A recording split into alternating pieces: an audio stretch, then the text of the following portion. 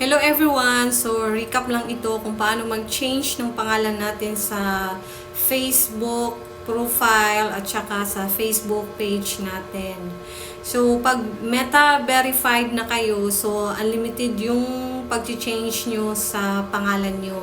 Pero kung hindi, 60 days, hindi nyo maaring galawin. So, sa ngayon pa lang, kung may plano kayong mag-change, isip-isip po kasi 2 months na hindi nyo na maaaring i-change. So, ganito lang po.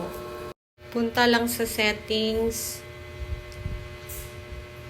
see more in account center, and then tap yung profiles nyo and yung name nyo, and then name. So, kung may changes kayong gagawin, i-change lang, pero dapat nakapaloob po dyan yung real name nyo kung content creator po kayo. So, review change lang if okay na. So, hindi niya i-allowed yung mga characters. So, anyway, hindi ko naman papalitan. So, pinapakita ko lang sa inyo. And then, take note, once napalitan nyo yan, 60 days, hindi nyo maaaring galawin uli. So, pero, kung meta-verified kayo, yung may monthly subscription na babayaran kay Facebook, unlimited po yung change na pwede nyo magawa. So, punta na naman tayo sa page kung paano palitan ng name.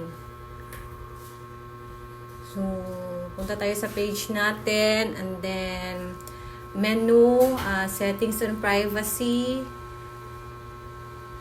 and then audience and visibility sa page setup po. So, click lang ang name or tap the name.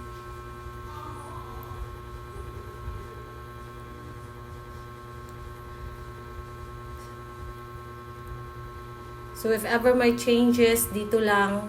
And then, take note din na 60 days, hindi pwedeng galawin. So, if ever na-change na, so review change. And then, lagay nyo password para ma-save yung changes. So, 60 days din, hindi pwedeng galawin. Hindi pwedeng makapagpalit. So, lagay nyo lang password. Para ma-save yung changes sa name na ginawa nyo. So, yun lang po. Sana makatulong. Salamat.